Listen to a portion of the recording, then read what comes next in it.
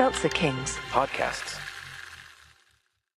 Close your eyes, exhale, feel your body relax, and let go of whatever you're carrying today. Well, I'm letting go of the worry that I wouldn't get my new contacts in time for this class. I got them delivered free from 1-800-CONTACTS. Oh my gosh, they're so fast. And breathe. Oh, sorry. I almost couldn't breathe when I saw the discount they gave me on my first order. Oh, sorry. Namaste. Visit 1-800-CONTACTS.com today to save on your first order. 1-800-CONTACTS. You were sleeping in class. Mrs. Taft said she's reprimanded you 3 times for wearing headphones while she was teaching. She's reading The Golden Bowl aloud with a fake English accent. You were caught ripping down another student's poster. Am I being followed? The student who made the poster would like to have her photos back. Something you want to talk about?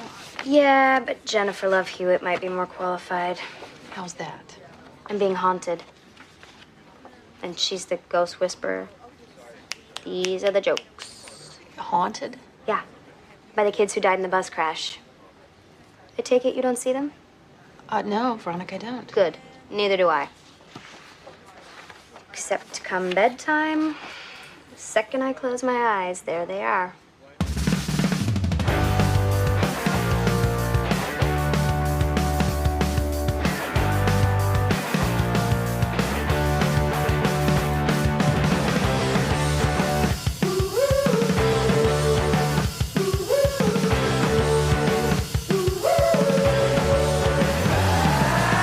Well, hello everybody out there in podcast listening land. Welcome to another episode of Boys Watching Veronica Mars. We're just 2 boys watching every episode of Veronica Mars for the first time, giving our review and reactions. We're your hosts. I am Joe Welke. I am Vance. And today we're talking about Season 2, Episode 18, titled I Am God. Directed by Martha Mitchell, written by Diane Ruggiero and Kathy Belbin. Original air date, April 11th, 2006, to an audience of 1.76 million people. Big drop off from last episode. Over 1 million people. But before we get into this episode and why that might be, we've got a freaking shout out. It's been a while since we had a shout out. We have to give a big old fat freaking shout out to Rachel, who gave us a 5-star Spotify rating. Didn't take a screenshot of it, but we'll take Rachel's word for it. She did send over a screenshot later. She did eventually? Yes. Okay. All right. Rachel, it is confirmed. All right, you get the full-fledged Spotify 5-star rating. Shout out. Thank you so much for that. And if you want to get a shout out, Apple Podcasts 5-star rating and review, Spotify 5-star rating, take a screenshot of it, send it into us, and we'll shout your ass out. Other top of the episode stuff, join our Discord, links in the show notes, join our Patreon, patreon.com/boyswatchingbuffy. We're doing Freaks and Geeks over there.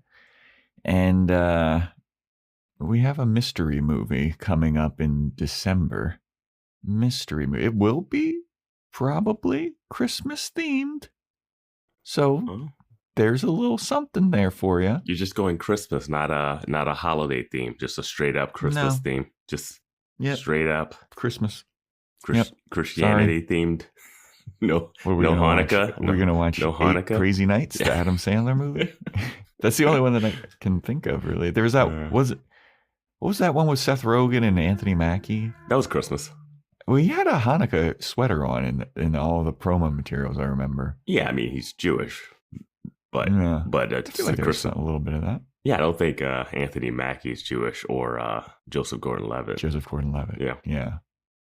Well, yeah, be on the lookout. We're doing some kind of movie that has to do with the holidays. There you go, you woke mob. We have The Devil Wears Prada right now on Patreon. And have to say, we had the chance to have a lovely, lovely Buffy Pangs rewatch with the wonderful Emma Caulfield, who played Anya. Yes. She joined the podcast. We had a great time. It's a holiday themed episode. We're talking about everything. We're talking about her craft, her process on set, wrapping paper. It's a good time. You can check that out. And it's a video podcast. You can check that out on our YouTube page at Boys Watching Buffy.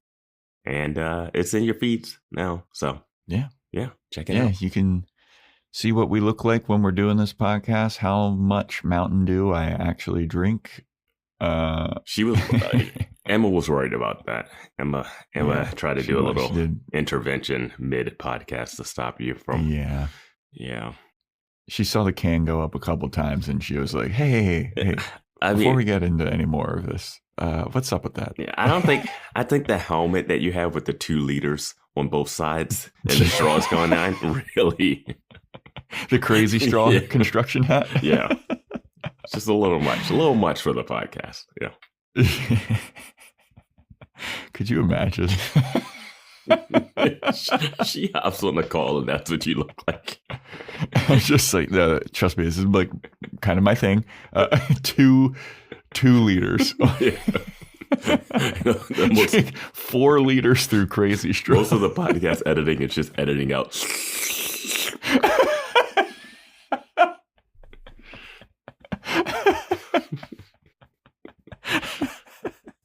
Yeah, so check that out. Speaking of drinking stuff, I've got frozen bombsicle C4. I was like, okay. I've got a lot of like regular flavor ones left, like a lot of repeats. This is the last frozen bombsicle that I got. I'm going with the Monster Zero. It's that dang. Monster Zero, the white monster. My Instagram feed is basically solely White Monster jokes now. Oh, yeah, I decided not to send any of those because that will kill your algorithm.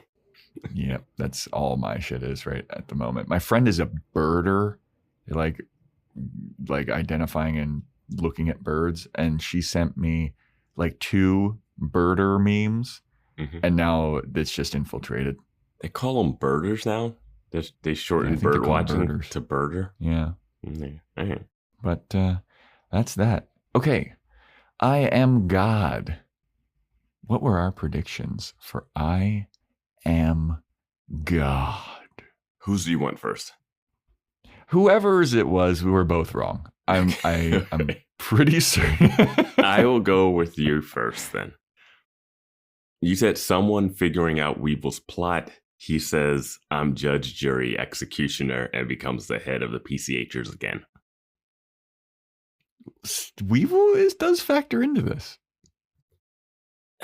Very slight. But this doesn't. Yeah. I'll give myself 5%. I don't even know. For just name dropping Weevil. name dropping a main character in the show. I think Veronica's going to be in this one. And I said this will be a backup centric episode because God is dog spelled backwards. And you were right. And we see it's a first person perspective, like that movie Hardcore Henry. Yeah. Backup. I'm happy with that one. I'm happy I didn't put any real effort into my guess because I would not have been right at all. Yep. Nope. Mm-hmm. This episode, everybody, is our canonical favorite kind of episode. It is Boys Watching Canon that we love these kind of episodes. It's a big old fucking dream sequence episode. that they kind of bail on midway through. They didn't go all the way. Yes. I don't. Oh, I had a question I wanted to ask. When did this air versus the last episode? This is only 1 week from the last episode. And it's not near the holidays or anything. This is like. Last episode was April 5th. This episode is April 11th. Huh. Okay. Yeah. Maybe they switched to a new night because that is. Is that? No. No. The math. maybe a new time slot. I don't know. Because it did lose over 1 million viewers. But yeah. Anyway, shall we get into it? Yeah. Episode opens up with a recap of who the guidance counselor is and how she went out with Keith for a little bit. Bus crash stuff, Veronica blaming herself, yada, yada, yada.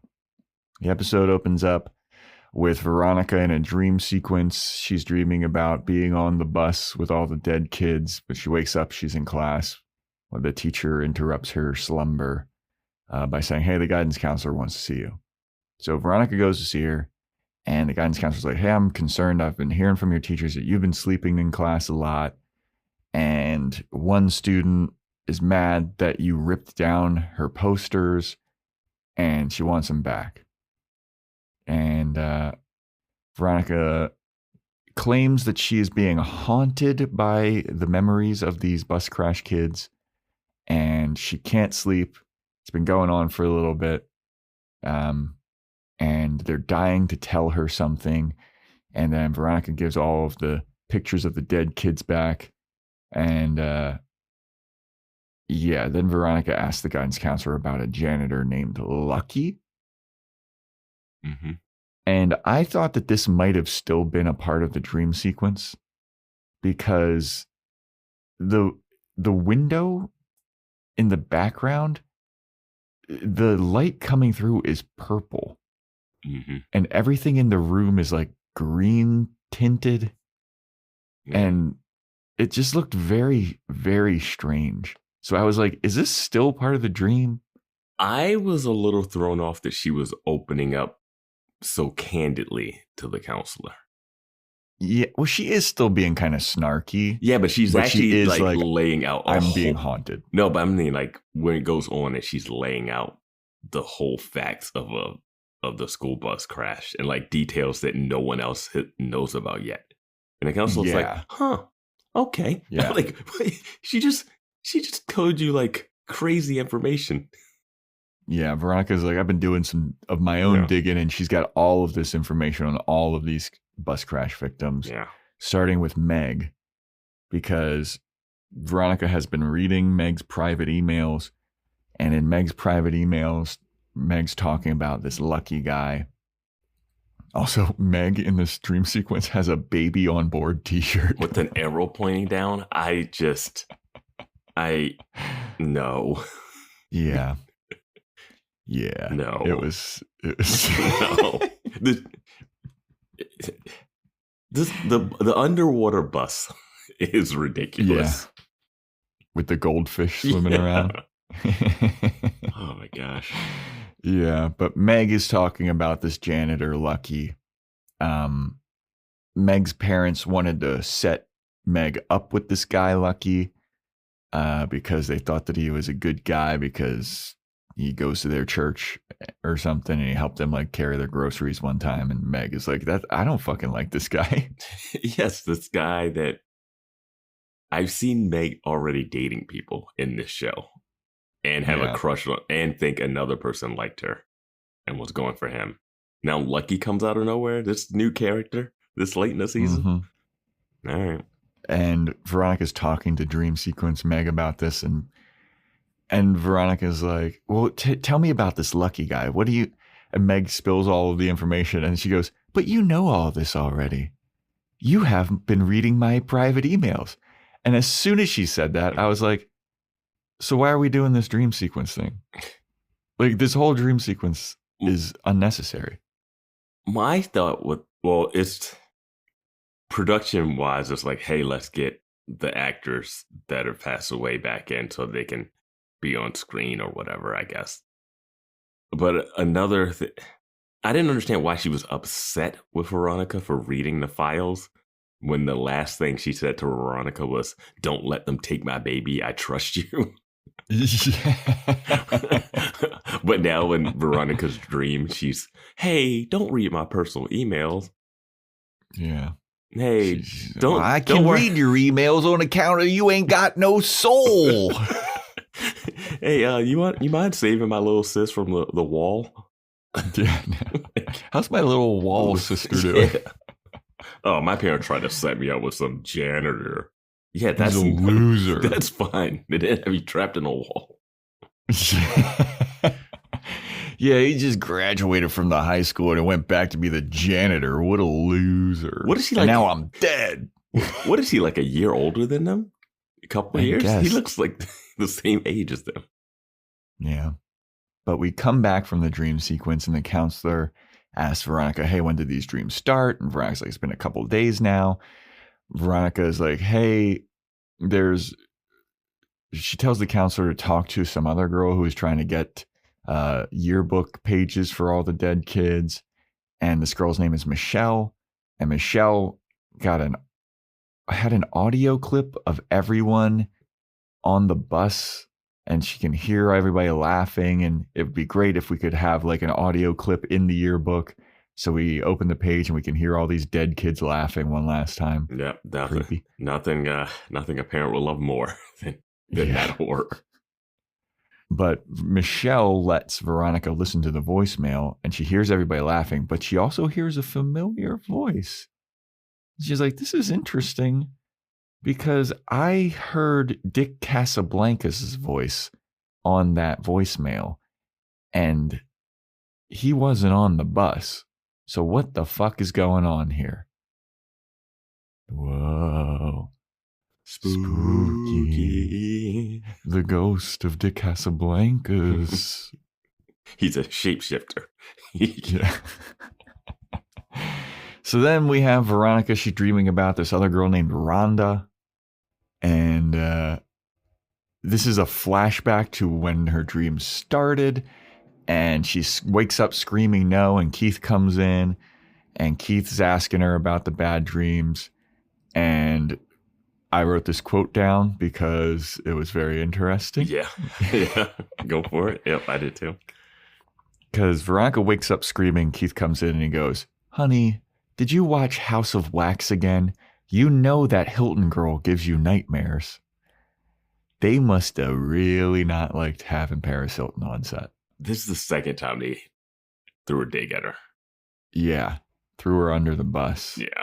That crashed and exploded. And this one's so unnecessary too. Yeah. She must have been a nightmare on set or something. Like, there's no reason for this. Because Keith would not speak like this. Yeah. But Keith sees that Veronica's been doing some reading up about all the dead kids. And he's like, hey, maybe you shouldn't be reading about this before you go to sleep. And he also discovers that Veronica snuck onto the bus to get some information. She's like, hey, did you see the artwork on the bus? And Keith's like, I don't know. I only was in there for a minute before security came. And Veronica's like, well, I have the art on the bus. It said, I am God. And I think whoever drew it is behind the crash because there was a drawing of 9 tombstones on this art. And it was like a Grim Reaper. And there was 9 tombstones. And Keith's like, well, there were only 8 kids that died. And Veronica goes, because they were counting on me for being on the bus. Keith, you're a private detective that's pretty good at his job. Why would you even say the 8, the setup for the 9? Like, it's such a written setup as opposed to him being like, I'm glad there's only 8 that, like, he knows. He could do the math. He knows he's sitting next to somebody that should have been on the bus. Hey, man, Keith, it's the middle of the night. You got to give Keith a little bit of slack. He had the House of Wax thing loaded up. I think he hasn't been asleep. He's been wide awake. He's been watching House of Wax. Yeah. So Veronica, she gives this artwork to the counselor, her pictures that she drew, took of this artwork with her gigantic Nikon that I guess she snuck onto this sneaky bus situation. Yeah. And one of the kids on the bus who died had to have drawn it. And Veronica wants to find out who it was. Now, and this is all just like the opening scene. Yeah. Like, this is all just Veronica in the counselor's office. That's why I was like, she's giving this counselor like way too much information. If I'm the counselor, I'm like, hey, you need to pass this information on to like somebody that could do something with it. Like maybe your dad. Well, she does say, did you tell your dad about it? And Veronica goes, Oh, I did. And then it cuts to the thing where she has the nightmare. And I was waiting for Keith to do something that... Like, you shouldn't be doing this, Veronica. He doesn't do any of that. But her attitude... I told you to stop looking into this. But Veronica's attitude towards it was like, yeah, I told him, and he didn't. He wasn't going to do anything. And then we see the flashback or the scene, and he's just like, huh. Yeah. That's about it. I don't know. So, after this long scene with the counselor, Veronica sees Logan in the hallway. She goes up behind him and she like knees him in the back. What is this called again? I don't have a name for it, but when you just when you hit someone in the back of their knee and their knee buckles, it's like a little joke thing. I feel like there's a name for it. I'm sure there is, but I never probably used it. Yeah. Did you ever do it to anybody? I've done it to people. I've had it done. It's very... I could see that just being something that just happened on the set that day, as opposed to it being written, but sure. So she goes up and she knees him, and Logan turns around and is like, what the fuck was that? And Veronica's like, I don't know. She gets into her line of questioning, and she's just like, so do you know anything about this guy, Lucky? And Logan's like, yeah, his name is Tommy Dohanich, something like that. Tommy Dohanich or whatever. And Logan knows him, and Veronica's like, so why'd they call him Lucky? And he goes, well, he signed up for the Army Rangers after high school, went to Iraq, and he got shot. And Veronica's like, that makes him lucky? He goes, well, he only got shot in the butt, so that is pretty lucky. He got an honorable discharge or whatever, and now he's back to being a janitor. And he's like, don't you remember meeting him? And Veronica's like, I met him? He goes, yeah. And then we have a flashback to Veronica and Logan hardcore making out. I did love this interruption, though, where Veronica's like, it's the scene that they're showing the flashback to is just them like getting it on in the back of Logan's car. Yeah. And then Veronica's like, okay, so when are we getting to this Lucky guy? And Logan's like, let me reminisce. And then we go restart the scene again. I always wonder what's happening while the flashback is happening. Like, what is she? Like, how is Logan describing this to Veronica? Yeah, what is Veronica looking at while he's describing them making out? Is he like, yeah, we were making out, and then I grabbed your butt, and then you grabbed my hair? Like, what is happening? I don't know. The way that Logan talks, you can tell he's definitely got some flowery language to discuss this makeout scene. Oh, we'll talk about the Logan of it all. Oh, boy. So we get back to that like makeout flashback, and Lucky and Dick Casablancas, they come and they knock on Logan's window. And Veronica's like, oh, great, I have an audience. And Lucky's like, hey, man, you ready to go? We got to go do that thing. And then Logan's like, all right, well, give me just a minute. And Lucky is like, you only got a minute. You better be out here. And Logan's like, we run on my time. And then Lucky says some shit about like, hey, well, the ball's in our court and we got to make someone pay. And Logan's like, I know. And then he rolls up the window and they get back to making out. And I was just like, what is this? I just thought of something. Question. When would they have been making out in his car on school campus where Dick finding out wouldn't be a shock? Yeah, I don't know the timeline of this at all. Because maybe over that summer where he was getting tried for murder or something. It would have had to be like over the summer. Because it couldn't have been last year, because once they revealed they were in a relationship, they kind of broke up. Yeah. And then it couldn't have been during the start of the school year this year, because one, that guy wouldn't have been there. They weren't dating. So it would have had to be summer while he's under criminal investigation. Well, he was going to summer school. Yeah. Weird that she would be making out with him in the car at summer school. Yeah. But okay, that's the only timeline. That's the only little moment of where that could have possibly have happened. Yeah. But they got to make somebody pay. Mm-hmm. So then we go to Logan and Dick. They're in class, and they're in, I guess, a science class. I don't know what. I guess it's science class, because I don't know what what class would make this project happen, because they're assigning teams for, they have to drop an egg from a certain height and the egg can't crack, so they have to design some kind of vehicle that can survive this high drop and protect the eggs. Mm-hmm. So Mr. Wu, he makes Dick Casablancas partners with this girl Angie, who I don't know if we've seen her before. Have we seen her before? She looked familiar, but I don't know. Yeah. And Logan is assigned to work with Wallace, which I was like, Mm-hmm. this is an interesting pairing. And it gets even more interesting later on when they reveal something about this pairing. But Dick's all excited because he gets to work with the hot girl, and this hot girl is, she's smart apparently. She's an overachiever. Yeah. Goody two shoes, overachiever. I wouldn't say goody two shoes. She's a pretty big asshole. Fair. So Veronica, she's at lunch with Dick, or she's at lunch and she's looking at Dick, and she beckons him to come over. And he comes over after Veronica shows him her laptop that says, "I know who you did last summer." And Dick comes over and he's like, "What's this all about?" And Veronica goes, "I know you were hooking up with that girl that died in the bus crash, Bettina.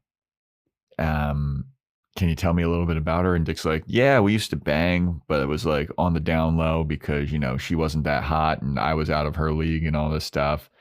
And, you know, I just used to hook up with her. Like, it's no big deal. It was a safe bet." And Veronica's like, "Ew, you're so gross." And then Dick says that he gave her a Sharks lottery thing that they won at the field trip to the Sharks stadium. Tickets. Yeah, because he saw some, quote, "gay kid won and threw it away," unquote. And he dug it out of the trash and he gave it to her because he thought that she might like it, or if she didn't like it, she could at least sell it and get some money or something because she's poor. And Veronica says that Bettina, on the day of the bus crash, was playing voicemails from Dick to everyone on the bus as some sort of revenge because Dick was treating her poorly. And Dick's like, "I don't care." Dick has a line here where he's like, I wrote it down. Okay. He go for it. Because he mentions giving the ticket. And she's like, "Why would you do that?" And he's like, "Pissed off white trash booty buddy, free tickets, no brainer." Yep. He also says something about like, "I don't hear her complaining." And Veronica goes, "She's dead." And he goes, "Oh." So this confirms that Dick is not gay, not a closeted homosexual. He has had sex. So yeah, he is yeah, all right. And he was cheating on Madison with Bettina. If they were still together. I can't even think that the Madison thing was ever official. Like a committed. Yeah. I don't know. But yeah, Dick is pretty awful. I mean, definitely being racist to Mr. Wu earlier too. Is he? Yeah. Yeah. He is he's playing the role. He certainly is. I'm sure there's people that are like, "God, I hate Dick." Logan's awesome though. It's like I don't know. And that person's name is Wallace Fennell. Yeah. So Veronica's wandering through the halls and she sees Keith at her school. She thinks she does. She's like, "Dad? Dad?" And he walks away. He doesn't pay any attention to her. And then Veronica starts asking one of Bettina's friends about Bettina, and she's like, "Hey, do you know if Bettina had any like poetry or art that she may have wanted in the yearbook or something? We're trying to pay tribute to her." And this girl is like, "No." And then Veronica's like, "Well, does she have a boyfriend that maybe I could ask?" And the girl's like, "Have a boyfriend? No." And then Veronica's like, "Look, I know that she was hooking up with Dick Casablancas." And this girl was like, "Ugh, this Dick Casablancas, that guy's the fucking worst. He treated Bettina horribly." And Bettina really liked Dick, though, because he was her type. He was rich, blonde dude, and like she was really into it. And it's a shame that Bettina died on the bus, because the joke would have been on him, because all she wanted in this world was to get Dick to knock her up so she could embarrass him, which is a callback to earlier, because Dick was like, she was on birth control, it doesn't matter. So apparently she was not on birth control. She wanted to get knocked up by Dick Casablancas so she could embarrass him. Which is just an interesting thing to say that doesn't matter at all anymore, and can't, like, I don't know, unless we're doing another Meg situation. Yeah. I'm like, what are we, why, what? Yeah. Also, like, let me embarrass Dick by giving myself a child while I'm in high school. Well, if she's poor, she's going to get all that Casablancas' money. Oh, she's going to get that Casablancas cash. Yeah. Okay. But then she still has to have a kid. Yeah. Like, did you not watch the Richard one episode that we just watched recently? If you've not lived in the world, if you've not looked at the news, yeah. I don't know. I feel like it's different when you're in high school, though. You know? I don't know, man. No. I don't know. Revenge children to me is such a horrifying concept for... Oh, no, it's a terrible thing to do. Yeah. The mom doesn't care about the kid. The kid's just a dollar sign for them. It's just a way out. Yeah. Ugh. Disgusting. Yep. Anywhoozles. So then Veronica has another dream about the bus crash people, and I forget whose this one was about, but she's listening to Ahoy Mateys when she wakes up, the pirate radio station. Oh, this is when she has a bunch of people. Peter. This is where they talk about all the shirts that they have them in. Because Peter's in like a rainbow rhinestone shirt. Yeah, Bettina's in the I Heart Dick Casablancas shirt. Yeah. And Dick is really large and Casablancas is small. Yeah, and Meg is in her normal clothes, not in the baby on board shirt this time.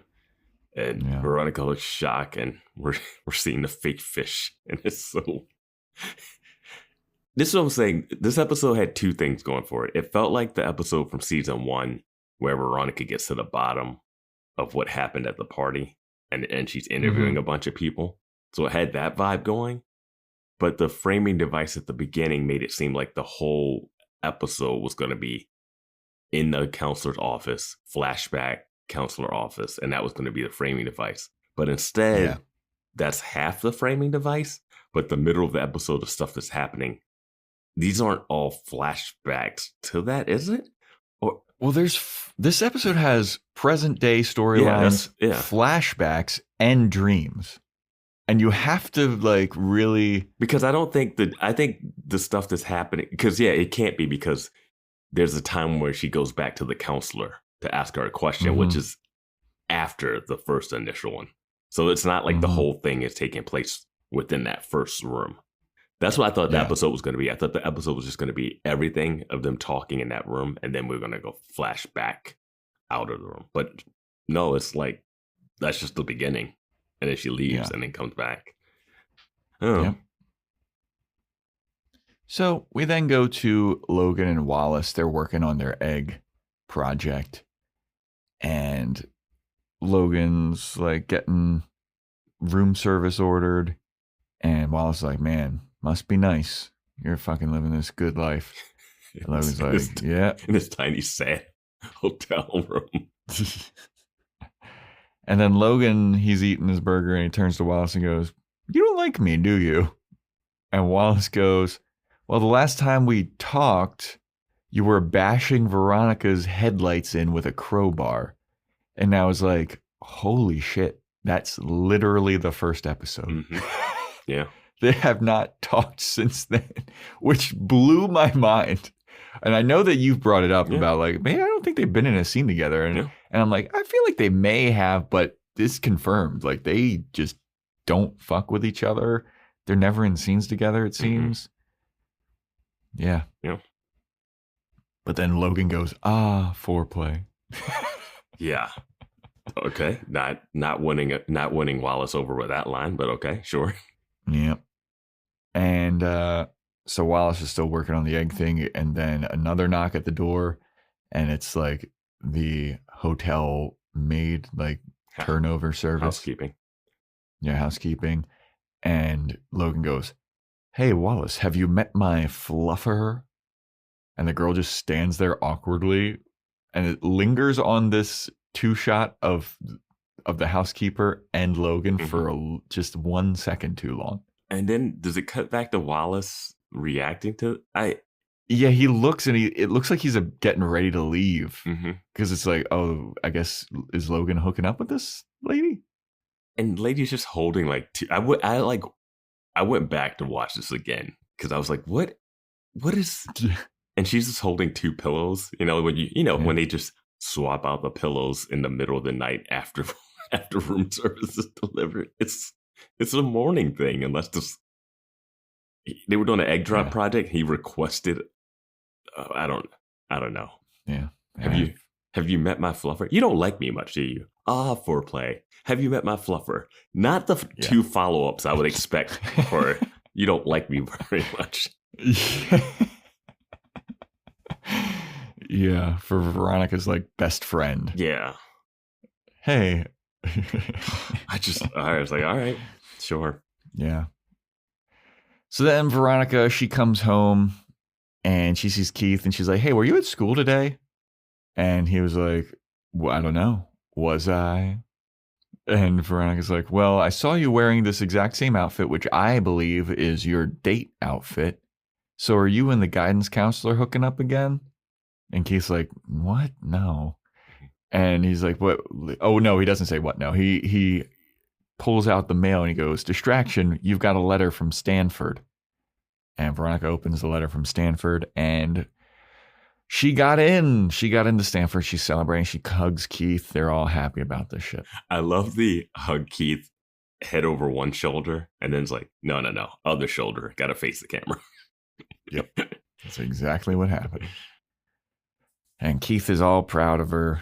She got into Stanford. And we know she's not going. We know she's not going to Stanford. Yeah. We know she's not going to Stanford. It's nice to know that she got in. Sure.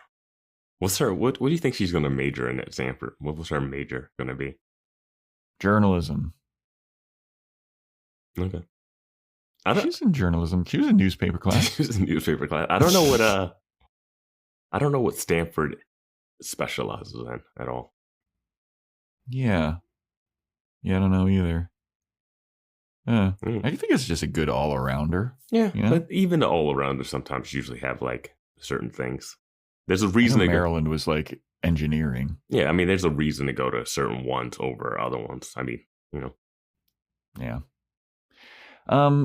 So then Veronica is in the principal's office with Angie, the girl that Dick Casablancas is teamed up with in the science class. And the principal is explaining that there was an error in calculations in class rankings for the Kane Scholarship. And it's actually Angie that is ahead of Veronica because they recalculated the thing because Angie was a part of some semester at sea type of thing that only rich kids could really afford. And Angie's like, "You could have taken the class, Veronica." And Veronica's like, "Yeah, but how much did you pay for it?" And Angie's like, "I don't fucking know. My parents paid for that." And Veronica's like, "This isn't fair." And yeah. This fucking Kane Scholarship. I wish Angie wasn't such an asshole and could have been like, "Wait, weren't you dating Kane?" Like, I think you had the inside track. Like honestly, her life is tied to that guy. Right? Yeah. Then the next scene is Veronica talking to the guidance counselor again about how Angie's such a bitch. And she's like, "This is just typical my life. I get into Stanford. I can't have one happy moment without some rich son of a bitch coming and slapping me back down to reality." Mm-hmm. And the guidance counselor's like, yeah. Enough about that. Are you still having those nightmares? And Veronica's like, "Well, yeah. But, you know, it's really making me, I'm fine with having the nightmares because, you know, the best thing that's in my life right now is my dad. And my dad seems really happy. You know anything about that, guidance counselor?" Guidance counselor's like, "No, I'm happy that he's happy." And Veronica's like, y'all talking again? The guidance counselor's like, oh, no. No. Yeah. And also the guidance counselor here says, I think you're painting Angie in a darker light than she actually is. I was like, oh, maybe, because it is kind of being told from her perspective, but not really. Because we're watching these live. These aren't flashbacks that are being told to the counselor at that point. Yeah. But then I was like, oh, maybe Angie's not being that much of a asshole. Maybe she didn't say it exactly that way. But then we find out what she says later. I'm like, oh, geez, this Angie's the worst. Yeah. So then Veronica's walking down the hall with Wallace, and they're bitching about Angie, and Wallace tries to cheer Veronica up, and Veronica's all sleepy. And Wallace tells Veronica that Rhonda, the one girl, this is just unnecessary dialogue that happens. They go up to the bulletin board with a picture of Rhonda, one of the girls that died. And Wallace goes, oh, yeah, there's Rhonda. That girl, she was always in trouble. When I was working at the desk for the administration or whatever, she was always going into the guidance counselor and principal's office. She was some PWT. And Veronica's like, what's that? And he goes, poor white trash. And Veronica's like, interesting. She was always in trouble. Let me do some digging on Rhonda now.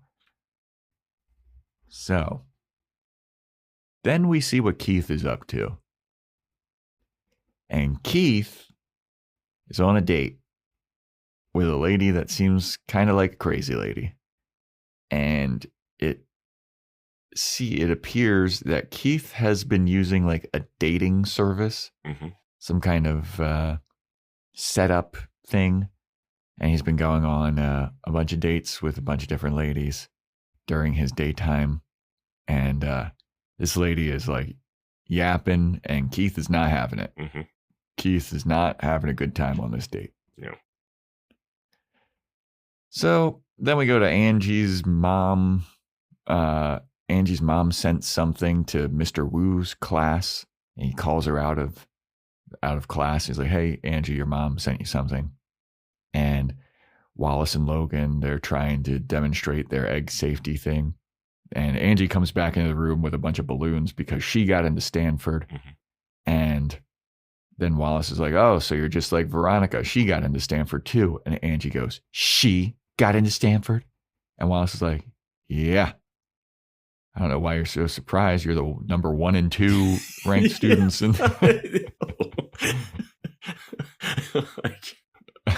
it was, yeah. Yeah. It's so funny how Veronica is like the most hated person, but should be lauded in the school. Yeah. I don't know. But all Wallace and Logan need to do to pass this class is get the egg thing to drop from 4 feet, and then they pass. Or it's something about not having to take the GPA busting test if you win all this, which doesn't make sense because people are already that's just in college. The winner, though. Yeah, that's just the winner. But that's also doesn't make any sense because people are already getting accepted to colleges already. So guess what? The new grades that come out now aren't really going to... They're not going to send you a retraction of your acceptance because you failed egg drop. But Wallace and Logan, they do it. Egg drops. It doesn't break. They pass. So then Angie's there with Dick Casablancas, and Dick's like, yeah, you and Veronica, you're going to be at Stanford. I heard that they make all the girls shower together. I can't wait to see that. I hope that somebody like videos it. And then Angie tells on Dick to Mr. Wu. She's like, hey, Mr. Wu, I want a new partner. Dick is being inappropriate, and he didn't help with the project at all. And Dick is like, I helped. And then Mr. Wu is like, all right, well then come up and pick out which project is yours. And he cannot identify the project that they quote unquote worked on, but it was all Angie. Now, and then he has to go to summer school. Mr. Wu says he has to go to summer school, which, yeah, I guess you would have to. I don't know. I mean, it's a senior year. I mean, what is summer school gonna I don't know. Yeah. He's going to Neptune Community College anyway. He's not going to go. He can go wherever. He doesn't have to go to college at all if he doesn't want to. Yeah. He's set. I think he'll run out of money all quick. That illegal blood money. I think he'll run out of money quick. They've been spending recklessly. I will defend Dick on this one, where she did not want him to work on the project with them. She said, "Stay out of my way." Yeah. That's the thing. I was like, she did not. That's why Logan calls her out when she's like, "Oh, you just threw him under the bus," because she told him not to. The goal was not to have him interfere. You just do the project, give him the credit for it. You don't have to hang out with Dick. Yeah, have him pay for the materials or something. I don't. Yeah, now you don't need him to pay. That's not the issue. You just don't want to have to hang around with Dick. So but then she says he didn't do anything. He probably wouldn't have been useful at all. But you said not to do it. Also, he also probably would have tried to like hook up. Oh, exactly. That's why you don't want him around at all. Yeah. But once she found out that Veronica's going to Stanford, she says, "Well, someone has to do the football team." And I was like, "Oh God, she's awful." And she says this out loud in class. Mr. Wu, in earshot, he just lets this slide. Yeah. So then outside of class, Wallace is like, "Well, Logan, I hope you don't mind. I'm going to continue working on this egg thing because I want to beat Angie now because I don't like her. She's talking shit about my friend Veronica. And also if Angie doesn't get if Angie doesn't win, she has to take the GPA killing exam, which I think Wallace is hoping because then it would help Veronica get the Kane scholarship." Yeah. Okay. Okay. That makes sense because the Kane scholarship, this thing I don't believe still exists, is hinging on the GPA. Yeah. The acceptances are Angie different. Angie has to take the hard fucking test. It'll affect her GPA, and Veronica doesn't have to take it. She's not in that class. Mm-hmm. So Wallace is like, "I'm going to keep working on it." And Logan's like, "You know what? I'm going to keep working on it too. Let's fucking do it. Let's crush Angie." Yeah. I didn't know that they had another drop that they were going to do. Me neither. When they said, I was like, "I'm going to keep working on it," I was like, why? How often are you guys doing this? But they have a higher drop later. But yeah. So then Wallace is hanging out with Veronica, and they see Rhonda's sister, who Wallace mentioned earlier in the episode. And he's like, "Yeah, her sister, they were always in trouble and all this shit." And it's this girl, Natalie. And she walks by, and Wallace is like, "I think that's her." And Veronica's like, "Are you sure they're poor? She's getting into a Corvette." And Wallace is like, "Yeah, that doesn't make any sense.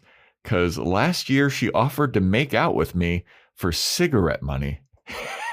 His line delivery on that is perfect. And Veronica goes up to her and she's like, "Hey, is this your car?" And Natalie's like, "No, it's my fucking shoe," or whatever. And Veronica's like, I'm interested. I want to know how this car handles." And Natalie goes, "Better than the bus." And then Veronica's like, "Okay, this is suspicious." So she calls up Keith, who is on a new date with this dating service. And she's like, "Hey, Keith, can you run financial records of all the kids who died in the bus crash?" And Keith is like, "Yeah, sure."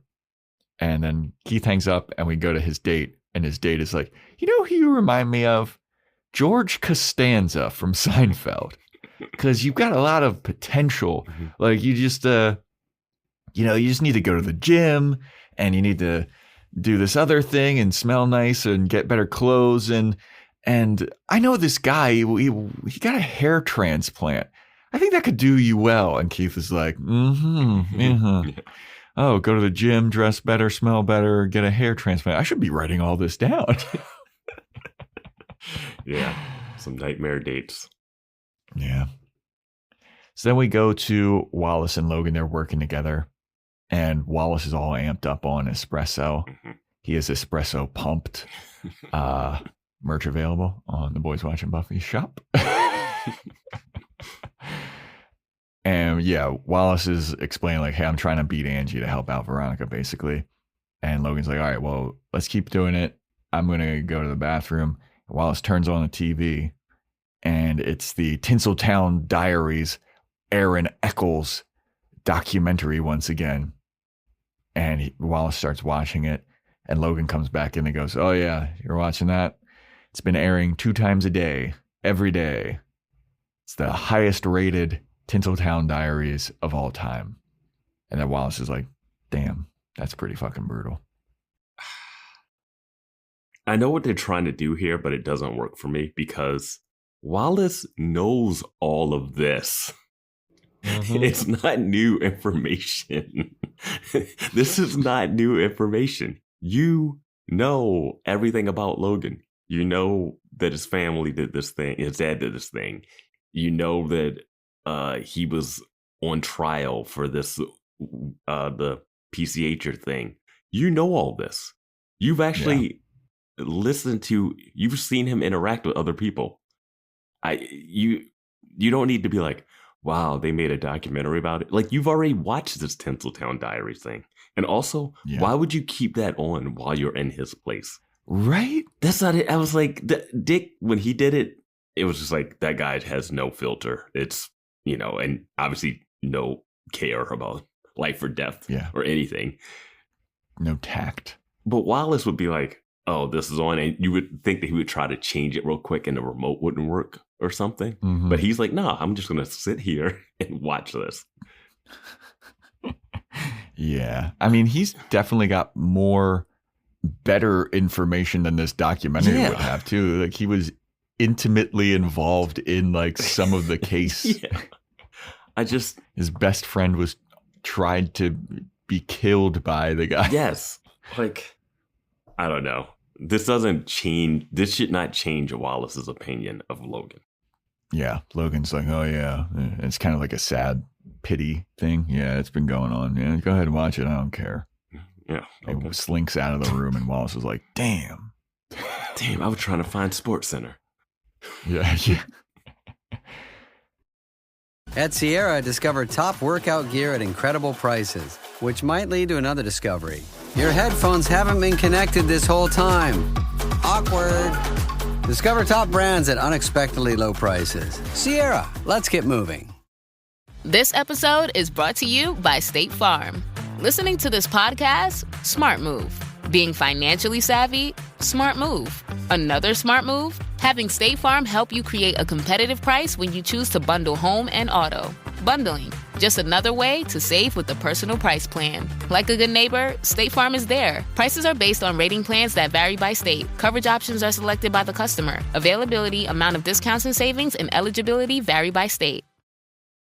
So then Veronica's with Keith, and Keith is like, yeah, I ran the financial records. None of the families made money off of insurance from the bus crash. However, Rhonda's family won a separate lawsuit for $2 million from Woody Goodman.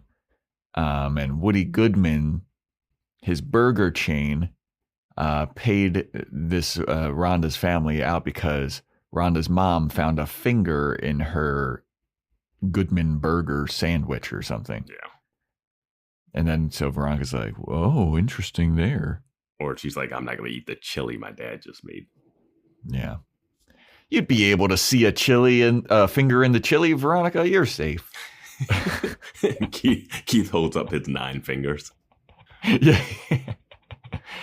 So then Veronica, she's sneaking into the school's permanent record filing cabinet. And as she's doing this, Keith shows up and he's having a meeting with the principal, and Veronica hides in the closet.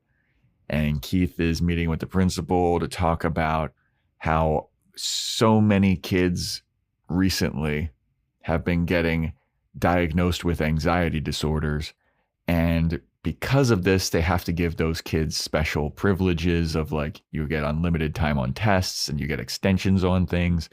And the principal just thinks it's a little bit suspicious that all of these anxiety disorders are getting diagnosed right around like finals time or whatever. Mm-hmm. So Keith is like, all right, I'll look into it. And he's like, hey, is my coat in here? And the principal's like, yeah, it's in the closet. So then Keith goes over to the closet and he sees Veronica. And Veronica's like, don't fucking say anything. And Keith is like, yep, it's in here all right. And he takes his coat from the closet and he leaves. Yeah. The coat in the closet thing was very, like, how long was he in school for this? Yes. I was like, why is this coat in this closet? Like, they're just getting, did they go to lunch together and he left his coat? There's also like 10 coats in this closet. Yeah. Like, who else's coats are in here? I don't think Veronica's getting out of this office because I think the principal's going to go in there to get his coat when he leaves. Yeah. What if she has to pee? Why does he have a coat in there? I don't know. It's California in the spring. He's got on a suit already. Yeah, he needs another coat. It's just such it's such a clunky. This shows a bunch of bullshit.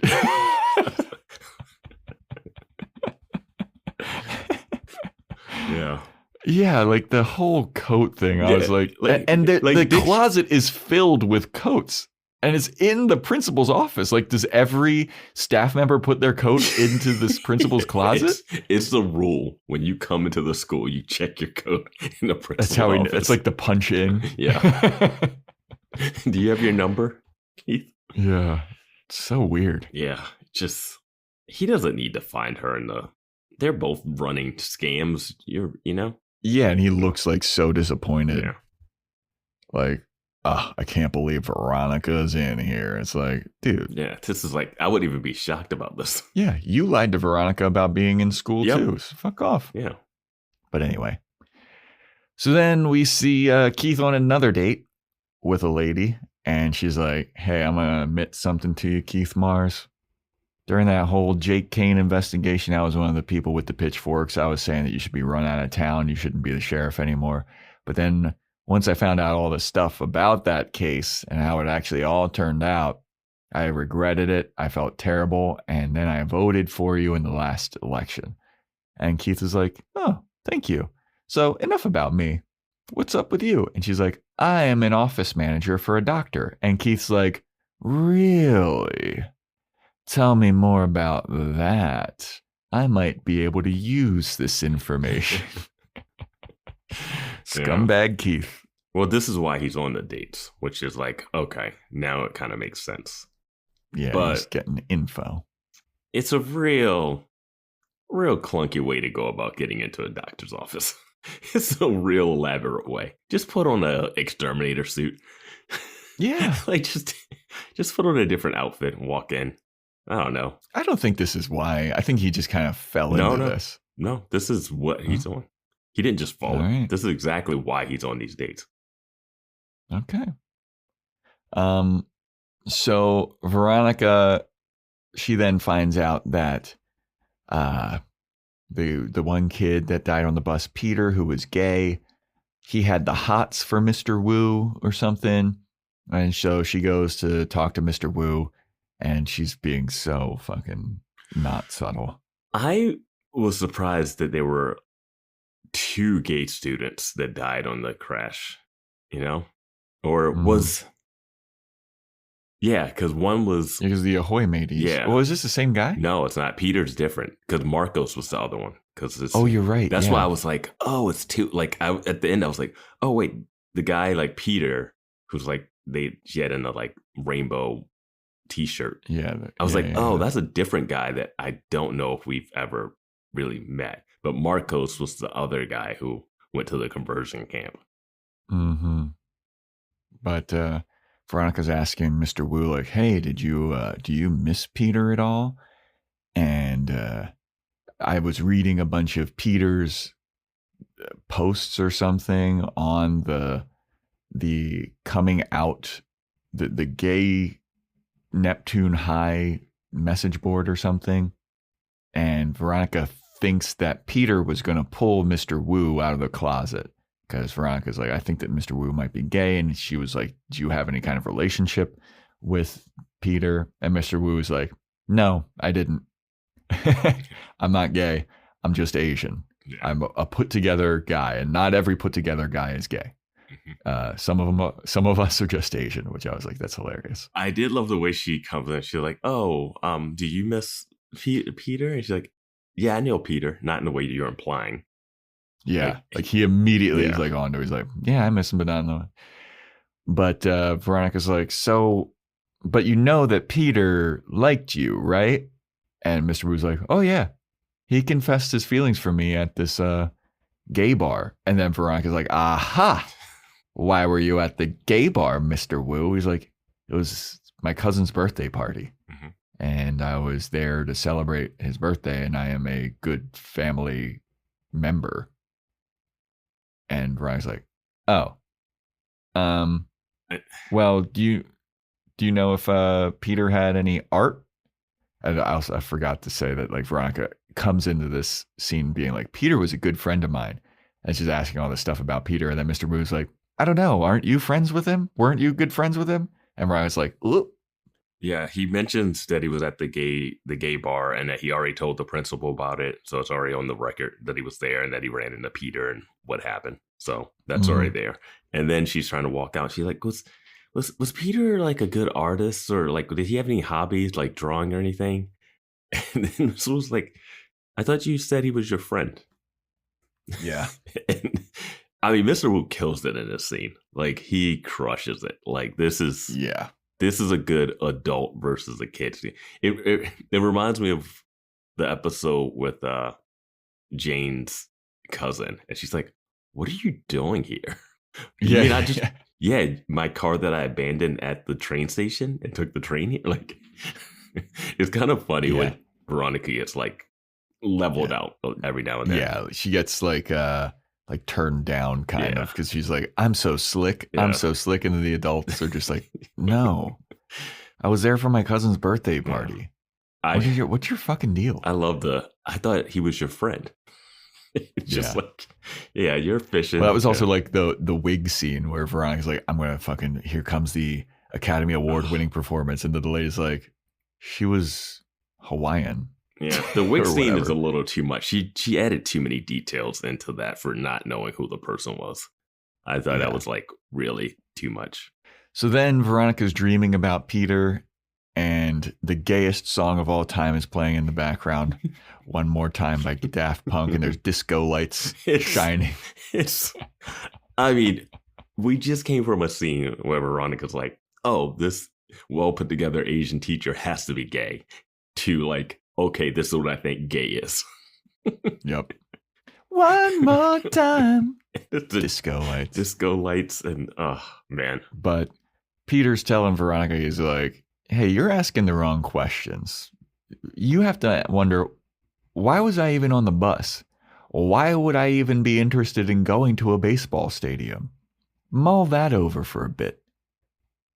And Veronica's like, "Huh.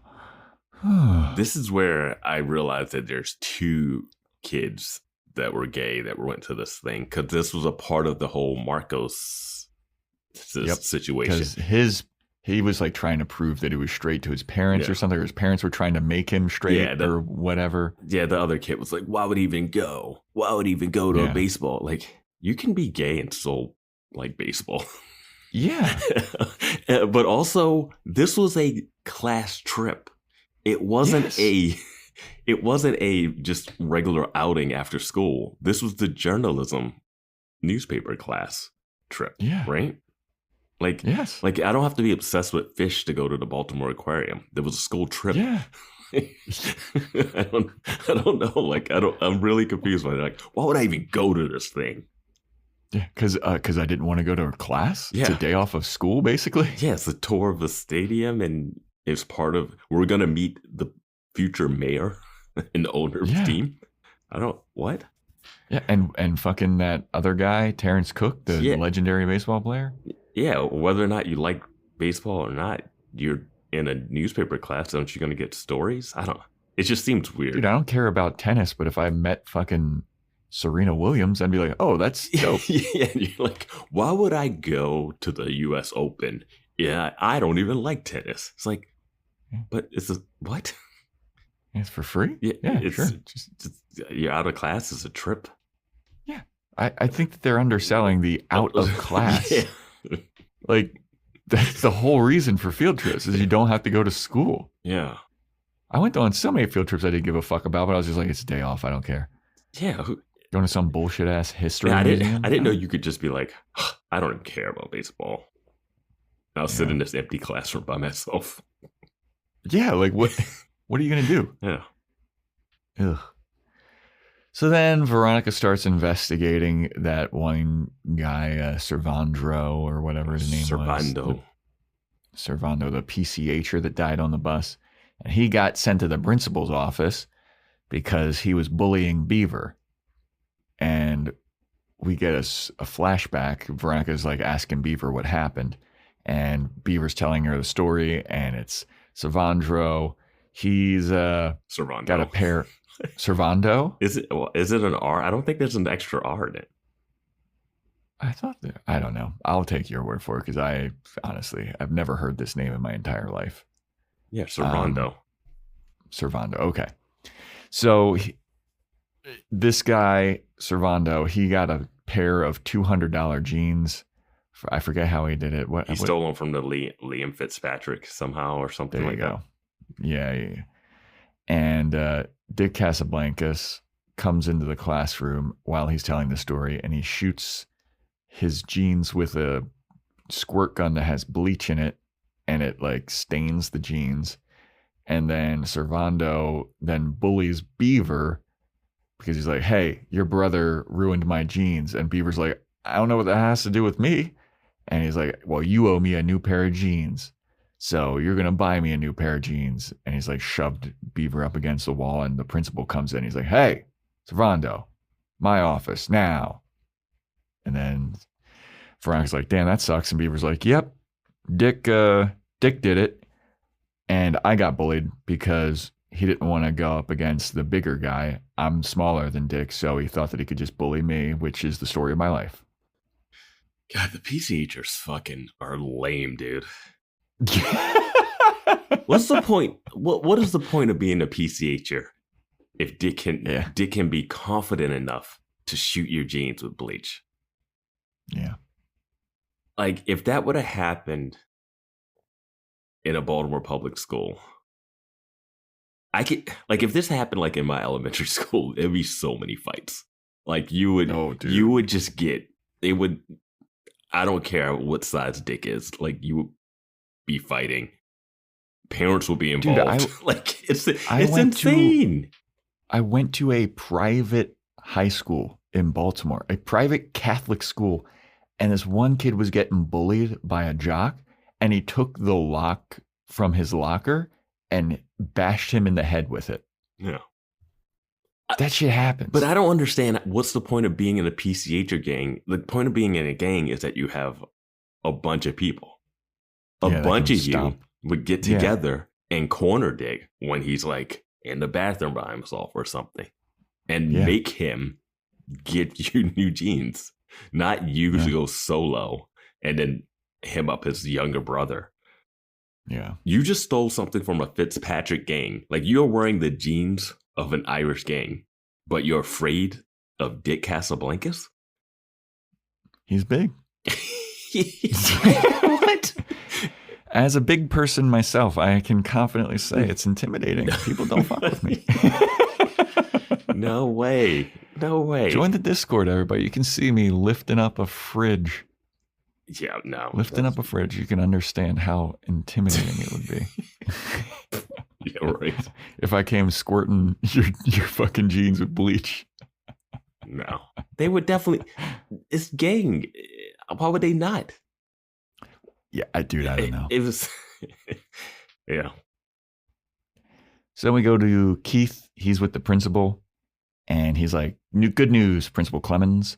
I've got a tape of the doctor offering to give Veronica anxiety medicine and an anxiety diagnosis for $1,000. And the principal's like, Jesus Christ, that's pretty cool. How did you get this information? And Keith is like, I've got my methods. And he's kind of like winking at the principal. And the principal's like nodding at him like, hell yeah, dude. No, he says, I had to kiss a lot of toads. Oh, right, yeah. Which means that's what he was doing. Okay, yeah. Yeah. He did all the dates were to try to get this. What a roundabout way to go about getting this. Yeah. Unnecessary. It's a fun little visual that we get, and they play it off like he's dating someone, but there's better ways to get into the doctor's office. Yeah. So then we go to Mr. Wu's class again, and they're doing another egg drop test, and whoever gets the highest drop is exempt from his soul-crushing, GPA-crushing exam. And they're up to 12 feet now. And Angie drops hers. The egg survives. Wallace and Logan's go up. They go up and attempt it. And the egg barely cracks. But Mr. Wu's like, it broke. Angie wins. So Angie's like, yes, I don't have to take that exam. Hooray. And then we see Angie walking through the hallway. And she's talking with one of her friends, and they're like, hey, do you have to take this exam, blah, blah, blah. And Angie's like, no, I don't have to. I got an extension on it anyway because of my generalized anxiety disorder. She's like a less funny Cordelia. It's like Cordelia if she was just mean and unlikable. Yeah. And then Veronica runs into Logan. And Veronica's like, oh, I hate that guy. And Wallace is with him. And Wallace says to Veronica, he's like, hey, maybe you should cut Logan some slack. And he smiles at her. And Veronica's like, what the fuck? What? Wait. It's always traitor. Yeah. Nope is what my notes say. Because this is bullshit, man. Like, Logan did nothing to change Wallace's mind about him as a person. Their interaction. Yep. Here's the thing. You had them interact, but their only interactions that made them like on the same page is, oh, he's going to help me with the egg drop because he wants to help Veronica out. He gave me some espresso. I felt a little sad for him because I watched the beginning of the Tinseltown Diaries with him. But before that, he was saying, foreplay and meet my fluffer. Like, that's not enough to overcome what you think of this guy. I agree. And my problem isn't so much that because I know that's what they want from it. So my problem isn't so much that they're trying to do it. It's that they didn't execute on it. Because we're like, hey, we haven't seen Logan and Wallace together all this time. Let's really do it. Let's have them be together. Let's have them bond over something. That's, I don't know. It's just not enough for me to have Wallace be like, hey, man, cut him some slack. I know he got a girl deported from school, but yeah. Yeah, I don't know, man. It is very quick. Yeah. That he's like, hey, me and Logan, we're buds. Yeah. We worked on one project together. I haven't talked to him in a season and a half. Yeah. But maybe give him a little break. Veronica looks at Wallace like, what? Yeah. It's crazy that she hasn't had to try to defend Logan to Wallace while she was dating. Like, what was, I don't know. Yeah. So then we have the principal talking over the intercom about how there's no more exemptions and there's no more extensions for anxiety students. So then Angie is in class and she just gets a test slapped on her desk. And she looks like, oh, fuck. And the teacher gives her a look like, fuck you, Angie. Yeah. It's like, number one, this is awful for kids that actually do have anxiety and they do need these extensions and stuff. Yeah. And number two, the look on that teacher's face, like over her shoulder at Angie, just like, yeah, eat shit, Angie. Angie's test is completely different too. It's all like higher, different questions. Like they really are trying to. It's so funny, over. Dude. Yeah, I'm with you. I think you have to announce that we're not doing the exemptions from this one specific doctor, not exemptions from other people that legitimately have it. Yeah. And you might want to make that announcement a little sooner, like the day before the test, so you at least get crammed. Not. I love the teacher heard that, like, they just come over the intercom. She, like, sprints over to Angie. Ha, bitch. You got to take the test now. Fuck you. Frisbees it into her head. Just... Yeah, that was so funny, dude. Yeah. But yeah, so Angie's screwed, but probably not. She's probably still going to beat Veronica or whatever. Yeah, even if she doesn't get these, she's going to Stanford. Yeah. She doesn't need the Kane Scholarship to go to Stanford, so I don't know what. Yeah, she's an 09er. Veronica was like, yeah, this rich kid's already like fucking me over. I don't know. And it doesn't seem like her goal. I mean, her goal might be just to beat Veronica out of sheer one-upsmanship and to screw her over, I guess. But she still goes to Stanford regardless. Yeah. I don't know. So we have Veronica. She's falling asleep again in class, and Mr. Wu yells at her. He's like, hey, Veronica, you want to fall asleep or you want to come up here and solve this problem? And then Veronica has like a weird... I don't know what happens in this scene. I'm going to be honest with you. She's having a dream about Servando, and he's like, isn't it weird that the bomb and the crash didn't kill me because I drowned? How is that possible? And how could somebody blow up this bus, and they had to have known exactly where we would be in order to make it fall off the cliff. So somebody has to have known, and I think it's Weevil. And then Veronica like sort of wakes up and she's writing I am God on the chalkboard, and then all of the students in the class are laughing at her. But then she wakes up again in a different class, and I'm like, what the dude? Dream within a dream, baby. Yeah. But in this dream, Veronica has the song I Am God by a band called the Wannabes playing in her dream. And then she's like, wait a minute. She goes over to the computer in the classroom and she looks up the artwork for this. And the artwork is just the Grim Reaper with the 9 tombstones that was drawn on the bus. And Veronica's like, oh. So that's what that was. So I guess it was really nothing. She tells the guidance counselor, like, yeah, it was just artwork. I was wrong. Again, this framing device is set up as if the beginning story she was telling would have been told all through this. But this seems like she just went back to the guidance counselor again later to tell her this. Yeah. All right. Yep. So then we go home. Veronica's asleep. Keith comes in. She's on the couch and Keith's like, hey, I did some more digging. Said, the money you were telling me about, like, follow the money. Money wasn't on the bus. Whoever crashed the bus was counting on somebody to be on the bus. And I found out that Daddy Dick Casablancas, he took out an insurance policy on his 2 kids 3 days after marrying Kendall Casablancas. So Dick and Beaver were worth more dead than they are alive. And then Veronica's like, oh my God, Daddy Dick wanted his kids dying on the bus? What? Yeah. Yeah. I don't know. So then Veronica's dreaming of some other kid. I don't even know who this is. The kid I was just recently talking about. Marcos? Yeah. Okay. And they all think that they're dead because of Veronica, and the kid gets a phone call and he gives it to Veronica and says it's for her. And Veronica's sitting next to a bunch of C4 and all this shit. And this is the phone call that like makes the C4 explode or whatever. And that's kind of the episode. Yeah, Rhonda's making the phone call. C4's next to her. Yeah, it's a weird.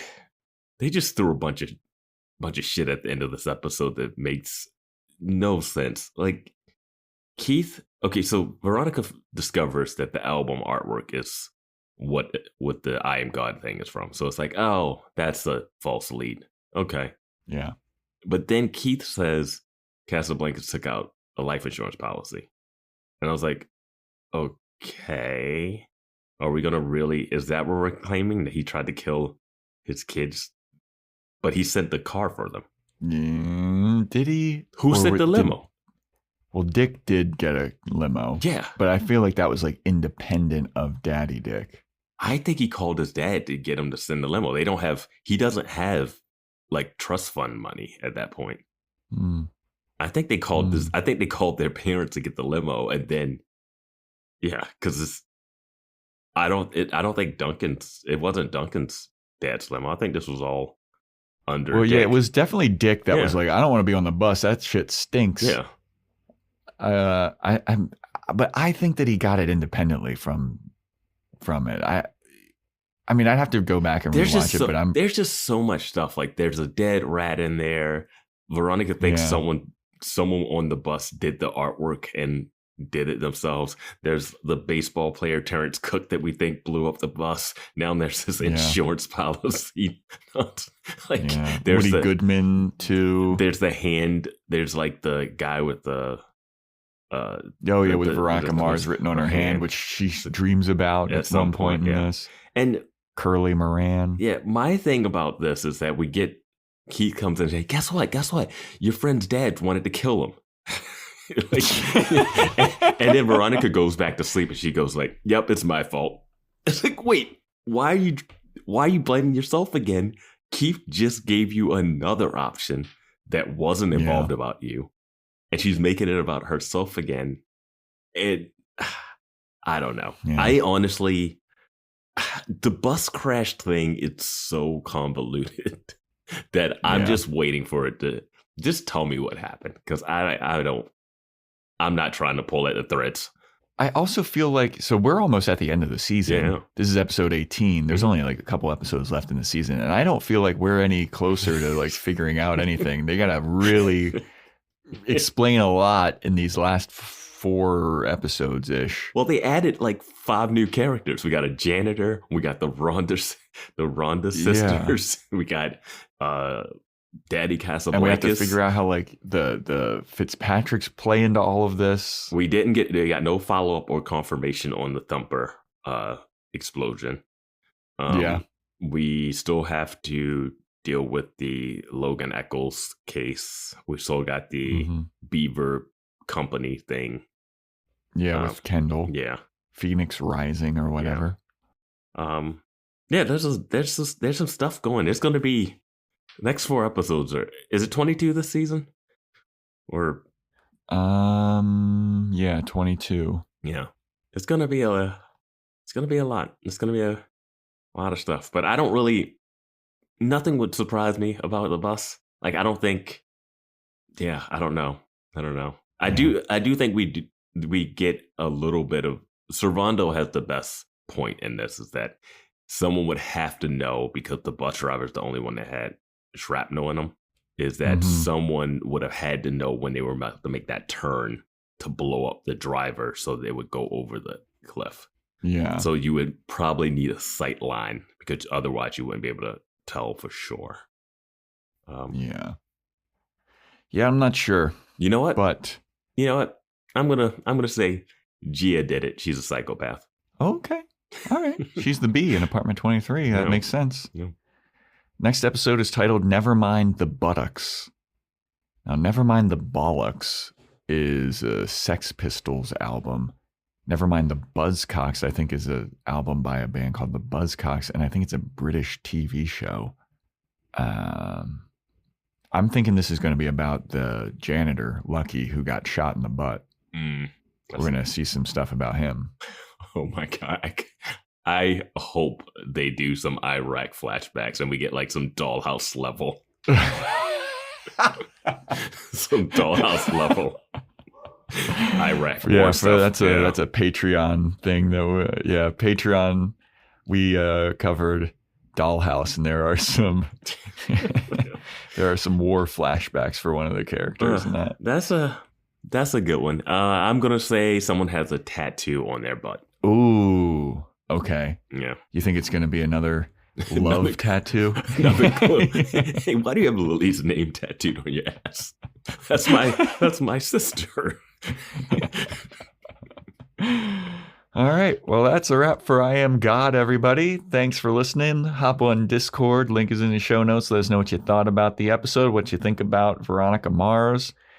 Join our Patreon, patreon.com/boyswatchingbuffy. We are tackling Freaks and Geeks. shout outs, Apple Podcast 5-star rating and review, Spotify 5-star rating, screenshot it, send it in to us. Amazon wishlist, that's on there. We got merch. Instagram and TikTok at BoysWatchingBuffy, BoysWatchingBuffy@gmail.com. And that's a wrap. Stay tuned next time when we talk about Never Mind the Buttocks.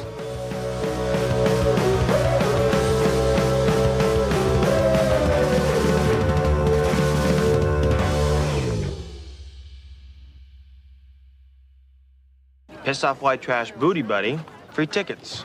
It's a no-brainer. Running a small business is tough. Why add online threats to the mix? Norton Small Business can help you and your employees stay safer online. It's an all-in-one cybersecurity solution that protects your employees' devices, monitors for information like your EIN on the dark web, and alerts you in real time to suspicious activity. And if you ever need help, our 24/7 business tech support has you covered. Let us be your IT department so you can focus on the business you love. Visit norton.com/business today. Seltzer Kings podcasts.